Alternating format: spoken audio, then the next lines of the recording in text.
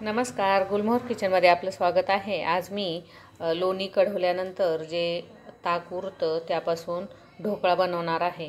तर त्यासाठी मी इथे 1 वाटी हा बारीक रवा घेतलेला आहे। त्यामध्ये 2 चमचे बेसन पीठ घालायचं आहे।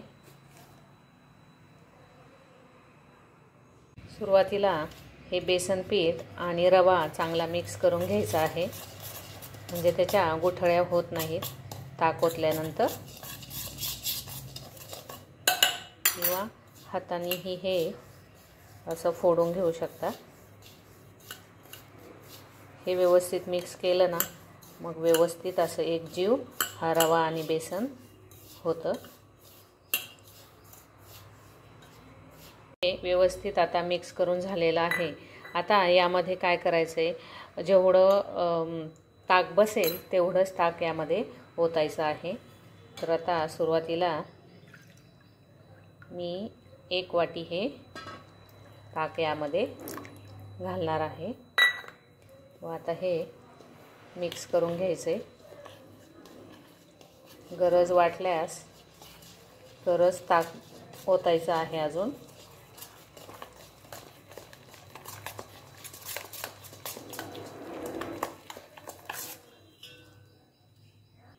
इथे अजून ताक लागणार आहे, तर मी आता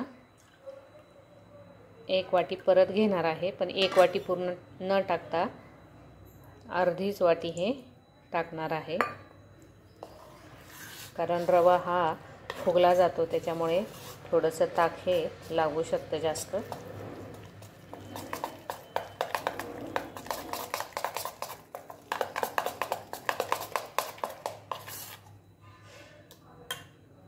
अजून टाकायचे थोडं।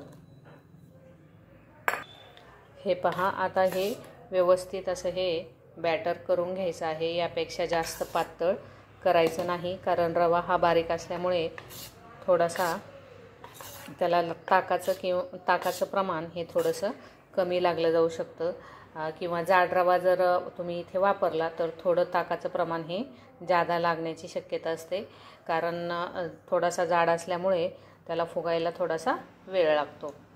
आता हे पहा, एवढं हे उरलेलं आहे, हे मी या पातेल्यामध्ये टाकून देणार आहे। आता हे जे ताक आहे ते थोडंसं कमी आंबट आहे, तर ढोकळा थोडासा आंबट गोड चवीला छान लागतो। तर मी यामध्ये अगदी 2 चिमूट हे सायट्रिक ॲसिड टाकणार आहे। हे पहा, एवढं सायट्रिक ॲसिड फक्त मी इथे घालणार आहे। 1 चमचा साखर, मीठ हे करताना घालायचं आहे। आता हे व्यवस्थित असं मिक्स करून घ्यायचं आहे आणि अर्धा तास असं भिजत ठेवायचं आहे।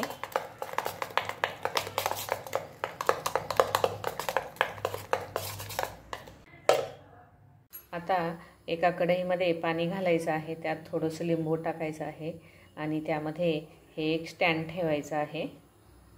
त्यानंतर एका ताटाला तेल लावून घ्यायचं आहे। अर्ध्या तासानंतर हे पहा, इथे हा रवा असा फुगून आलेला आहे, वरती चांगला भिजलेला आहे म्हणजे। आता हे सर्व मिक्स करून घ्यायचं आहे आणि यामध्ये सोडा घालायचा आहे। इथे एवढा असा सोडा घेतलेला आहे मी, जवळजवळ अर्धा चमचा आहे। आता यामध्ये थोडंसं पाणी घालायचं आहे, उगीच अर्धा चमचा हे पाणी यामध्ये घालायचं आहे। चवीनुसार मीठ घालायचे। मीठ हे व्यवस्थित मिक्स करून घ्यायचं आहे।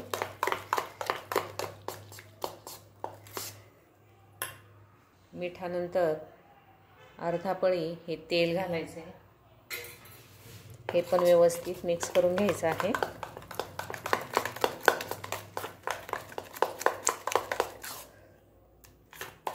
आता हे मिक्स करून झाल्यानंतर पाणी घातलेला जो सोडा होता तो यामध्ये घालून घ्यायचा आहे आणि व्यवस्थित असं फेटून घ्यायचं आहे।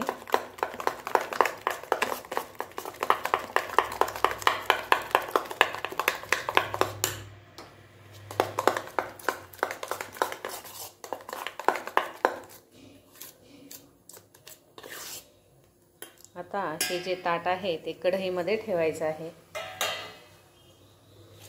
तोपर्यंत हे चांगलं फेटून घ्यायचं आहे.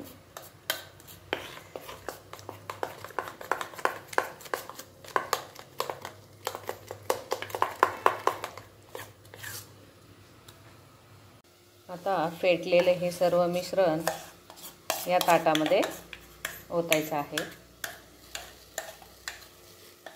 सर्व काढून घ्यायचं आहे पातेल्याला लागलेलं.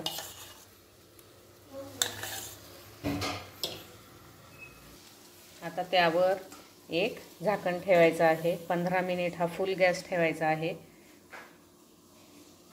आता फोडणी तयार करून ठेवायची आहे. यामध्ये 1.5 पळी हे तेल घालायचं आहे. तुमच्या आवडीनुसार तुम्ही घालू शकता. मोहरी घालायची आहे.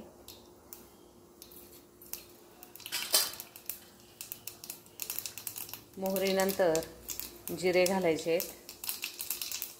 गॅस हा आता बंद करायचा आहे.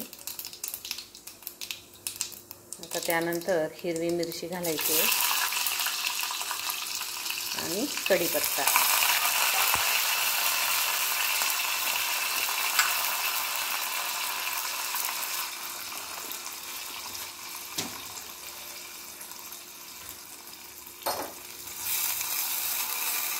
व्यवस्थित असं हलवून घ्यायचं आहे.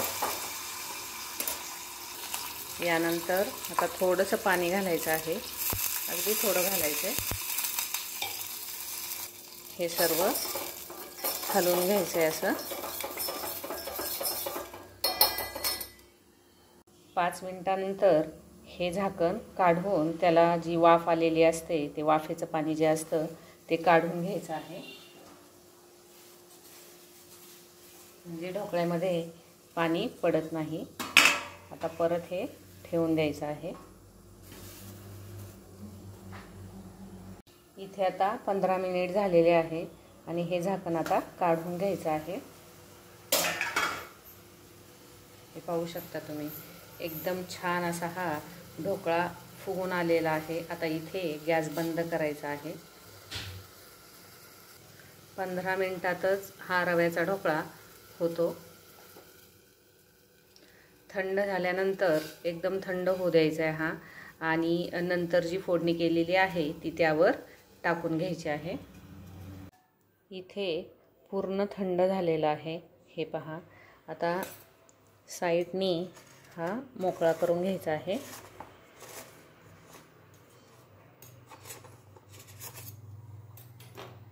मोकळा करून झाल्यानंतर वरून ही फोडणी ओतायची आहे. म्हणजे फोडणी सगळ्या बाजूनी लागते आणि चमच्याच्या साहाय्याने हे सर्व बाजूनी पसरवून द्यायचं आहे.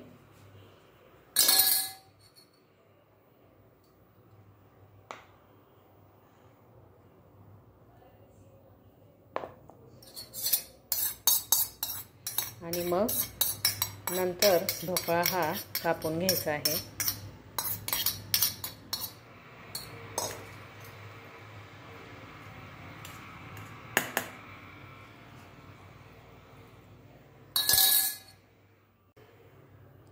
आता आपल्या आवडीनुसार कट करू शकतो. छोटे मोठे पीसेस हे करायचे आहेत.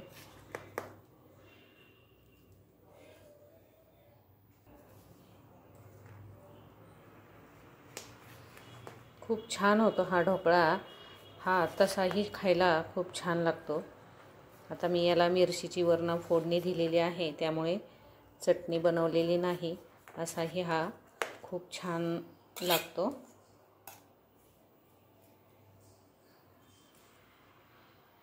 यावर बारीक चिरलेली कोथिंबीर घालायची आहे.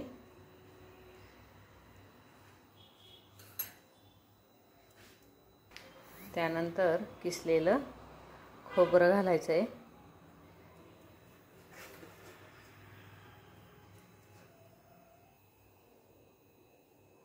आता एक पीस तुम्हाला काढून दाखवते. हे पहा, एकदम छान असा आणि खूप जाळीदार हा ढोकळा होतो रव्याचा। हा व्हिडिओ तुम्हाला जर आवडला असेल तर लाईक, शेअर, कमेंट आणि सबस्क्राईब करायला विसरू नका। आणि ताकामधला हा रव्याचा ढोकळा नक्की बनवा, खूप छान होतो, टेस्टी होतो।